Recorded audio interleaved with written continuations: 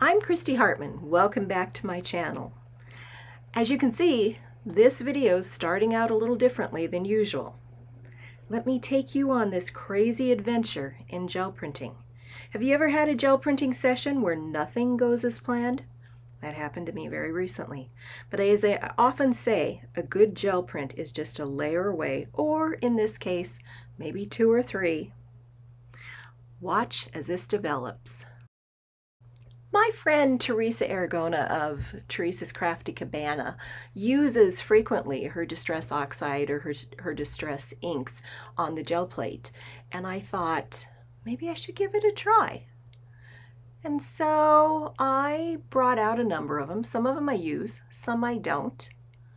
And let me just say, it's not quite as easy as Teresa makes it look. I finally settled on 4 ink colors. I chose Spiced Marmalade, Antique Linen, Mustard Seed, and Squeezed Lemonade. And I'm placing those different inks all around my gel plate and then brayering over the top of them to even them out. After I've evened these all out with the brayer, I'm going to pull my stencil off, and I actually really like the looks of this. So I'm going to let it sit and dry.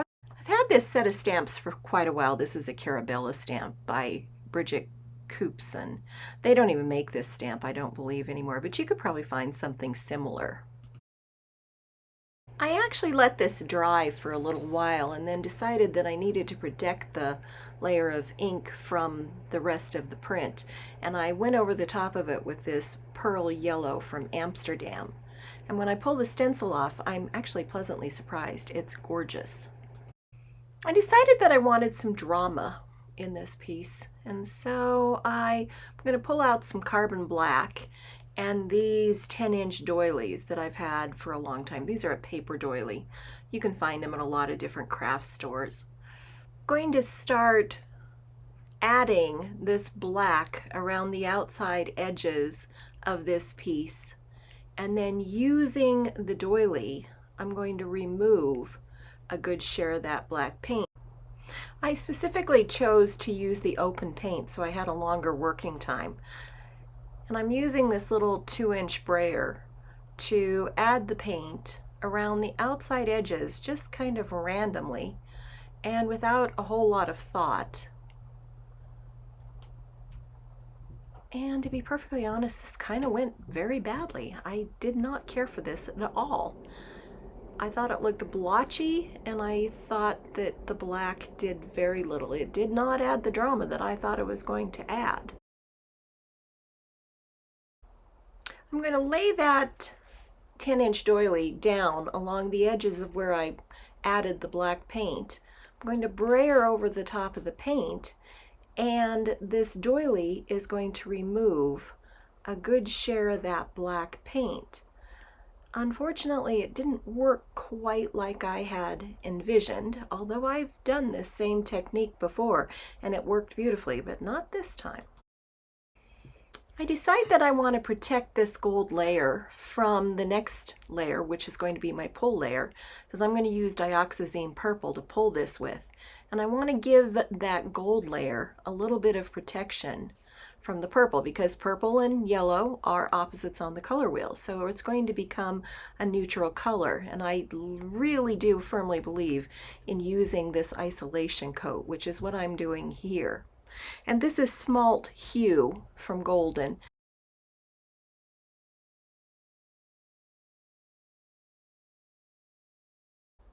As I stated before, I've decided that I'm going to pull this with dioxazine purple because the black didn't quite give as much drama as I wanted, so why not use diox purple to see if I can get something accomplished with this print, which so far I'm not liking very much.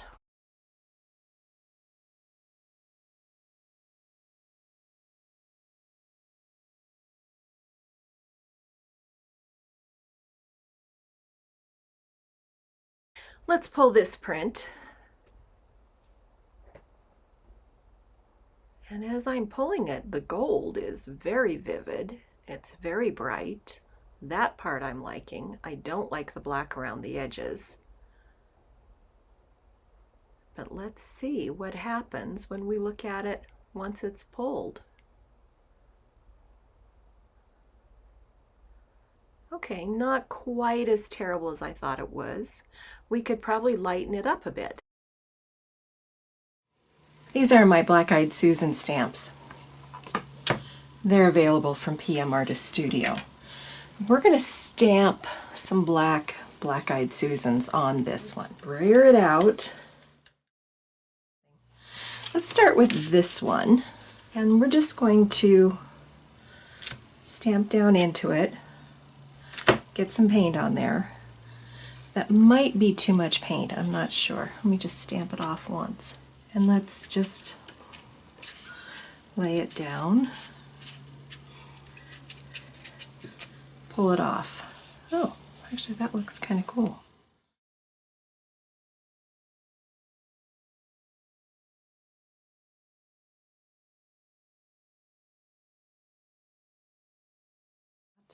And I'm going to get the paint off of this too, because I don't want to leave the paint on that stamp. It'll ruin it. And let's go with this one. I think we can put another one right down here.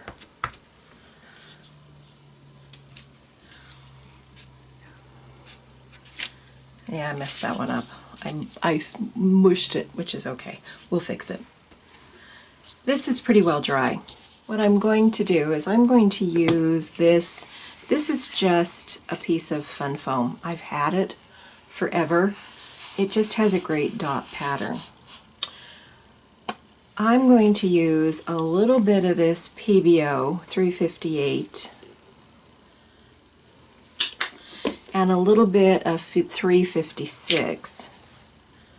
I think what this needs is a little bit of lightness to it. I think it's too dark. That might be part of what I don't like about it.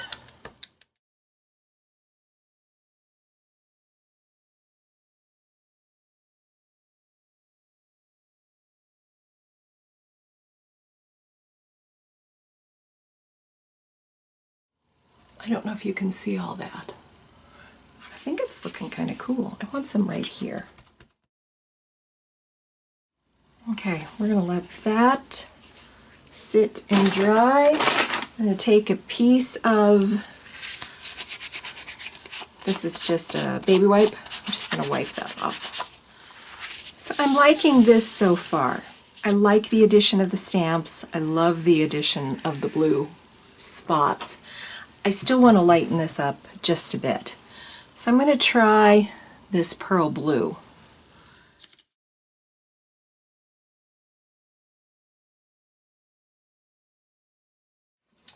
And then I'm going to take this brayer off where I stamped off that blue. And I want to lay that down right over the top of this. Let's put another brayer off on here because I hate to waste that paint. And a couple more.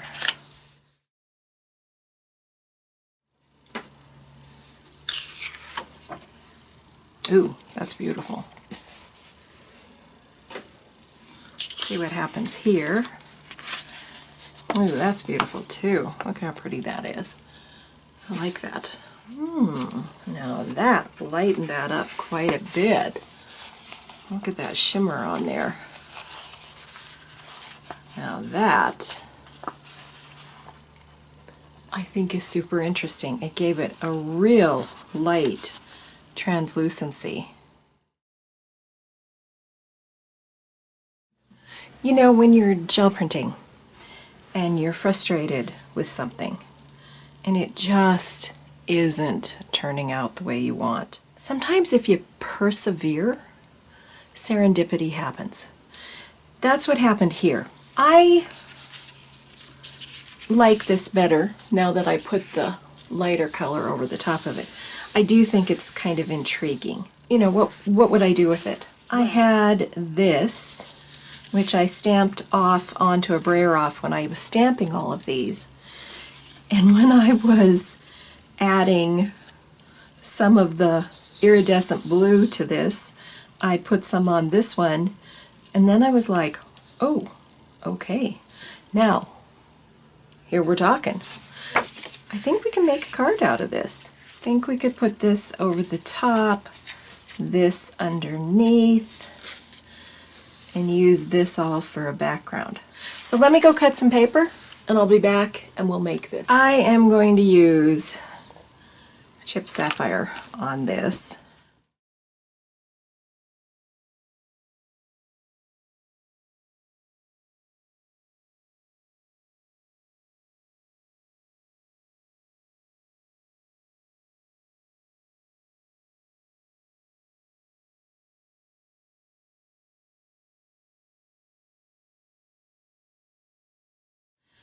I have this cute little stamp set that I got from Simon Says Stamp, and this is actually a Christmas stamp, but I just want blessings on here. So I'm going to use the chipped sapphire.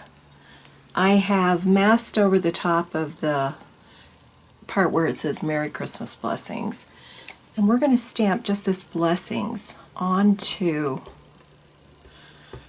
this brayer off. It may work, it may not. We'll see. Oh yeah, that's super, super cute. I decided that I wanted to do some pencil work onto this Black-Eyed Susan flower. And I decided to use shades of turquoise. And I chose the light aqua, which is number 992 for Prismacolor, 905 aquamarine, 1027 peacock blue. I use a 950, which is a gold, 933, which is a violet blue, and 932, which is a violet, and then 934, which is lavender throughout the course of this entire colored pencil activity. If you've never done colored pencils before, colored pencils, for me, is a matter of layering. I did not coat this flower with clear gesso, and I have done that in the past. But this one had enough grit on the brayer off that I didn't feel that I needed to. And here I am layering light aqua over the top of the aqua colored pencil. You have to be careful when you're doing colored pencils so that you don't develop a wax bloom. If you color lightly and you're doing just light layers, you won't have a problem with wax bloom. This one, there was no reason to worry about that. I'm adding some shadowing here. This is number 1027 peacock blue.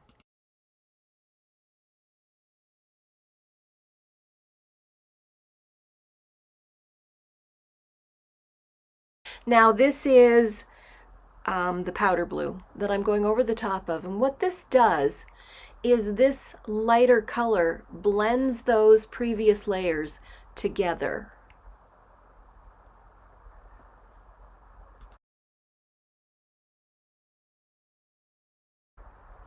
I decided that I wanted some gold, and that's mostly because it's going to then pull your eye in when I do the card, because there's gold on the card.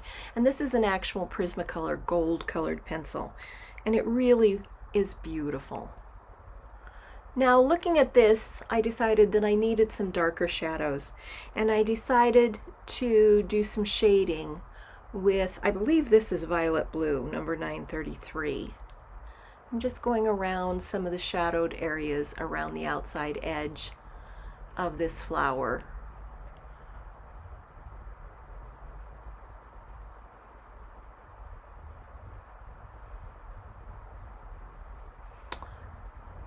This is violet 932 and lavender 934. And I'm going to go over the top of those and just kind of blend that darker violet colors out into the surrounding areas around the flower. In a moment, you're going to see me pick up a neon pink and a pink colored pencil and further blend those colors out into the surrounding area around the flower. All colored pencil is understanding how to layer. My go-to colored pencils are usually the Prismacolor. Those are my favorite. I do have a few random colored pencil brands from other colored pencil lines that I enjoy, but most of the time I'm using the Prismacolor. So here's a trick. When you're putting together something and you're working on composition, this is what I'd recommend. Take a photo and look at it on your device, whether it's your phone, wherever, and see which one you prefer. And I actually, from doing that, found that I liked this arrangement better than putting one of these two behind. So let's put this together.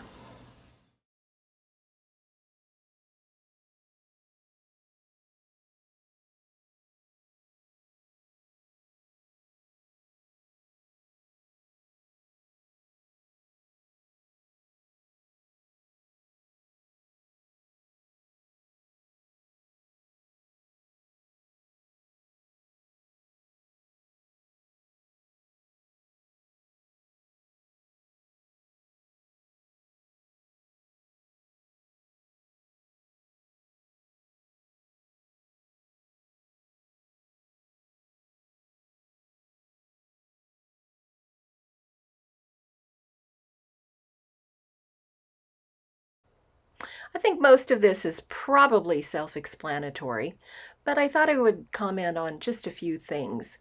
I'm using brayer-offs for most of the feature stripes that I'm adding to this card. I love to save brayer-offs whenever I find good ones, and sometimes they're surprising. Now this piece, I actually took a piece from the background and I brought it, I'm bringing it over the top of that brayer-off. Even though I love the brayer-off, I felt like the background piece added a cohesive nature to the entire composition, and I thought it just worked really well. So that's what you're seeing there. And of course, then I found a complementary, or a coordinating color. I guess it wasn't really complementary, but it was definitely a coordinating color of a brayer-off that worked over the top of this whiter one.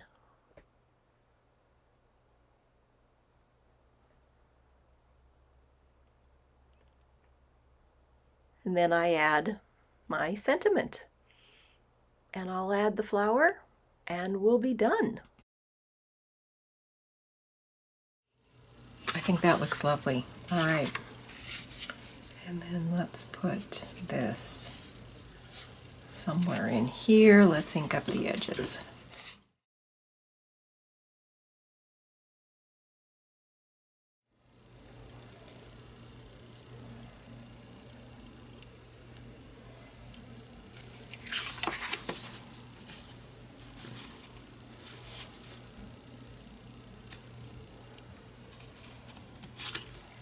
I think it looks pretty great.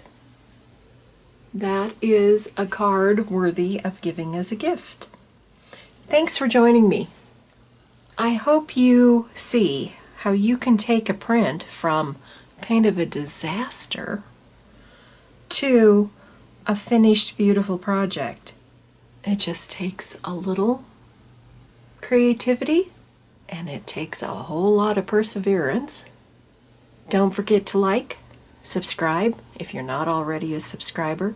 Don't forget to leave me a thumbs up. That helps with the algorithm, lets other people know that there's something fun going on here. And I'll see you in my next video.